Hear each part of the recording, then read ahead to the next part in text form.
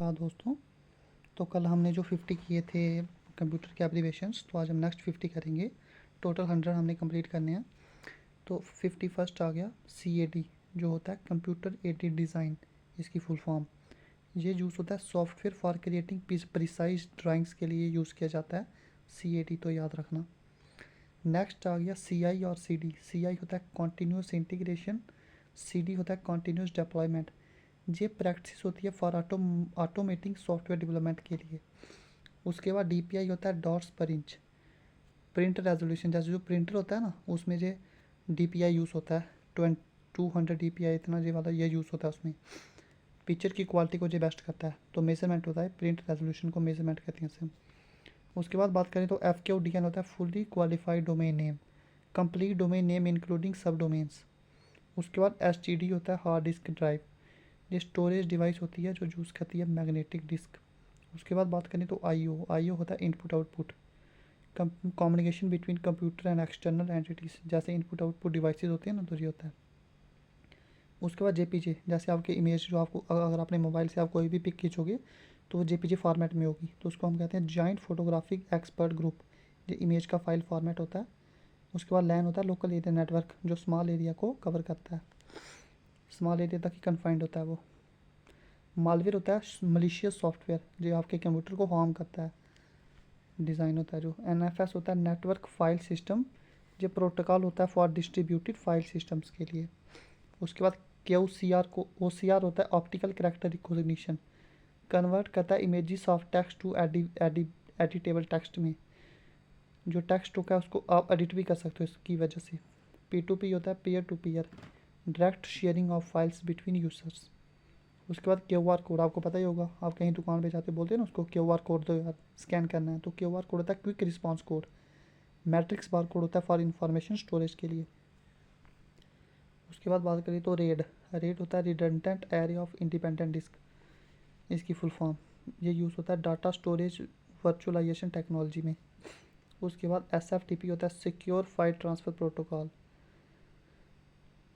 SSH होता है secure shell protocol for use secure remote access होता है, उसके लिए यूज़ होता है ये।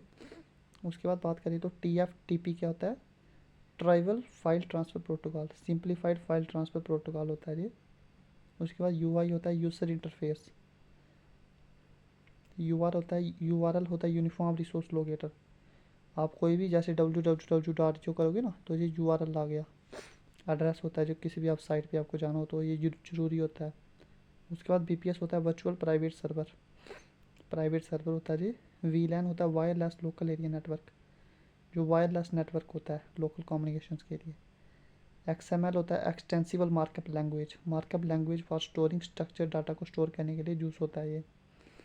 उसके बाद YAML होता है YAML and markup language, human readable data होता है सीरियलाइजेशन फॉर्मेट में। उसके बाद ZIF की बात करें तो जीरो इंसर्शन फोर्स, ये टाइप ऑफ सर्किट होता है for inserting chip without force. उसके बाद BPS होता है बिट्स पर सेकेंड, आपका जो डाटा मेजरमेंट होता है ना वो BPS में होता है, तो याद रखना बिट्स पर सेकेंड में measurement of data transfer speed होती है जो BPS। उसके बाद COTS होता है commercial of the shelf, software और हार्डवेयर सोल्ड जनरल पब्लिक के लिए जो होता है उसके लिए। DLP होता है डाटा लॉस प्रिवेंशन। EDR होता है and point detection and response, security solution होता है मॉनिटर करता है और रिस्पॉन्ड करता है थ्रेट के लिए, जो थ्रेट आने वाले हों। FAS होता है function as a service. GDB होता है GNU डीबगर, एक होता है बगर एक होता है डीबगर, डीबगिंग टूल होता है प्रोग्राम का जो बग को निकालता है। HCI होता है human computer interaction, study of how people interact with computers.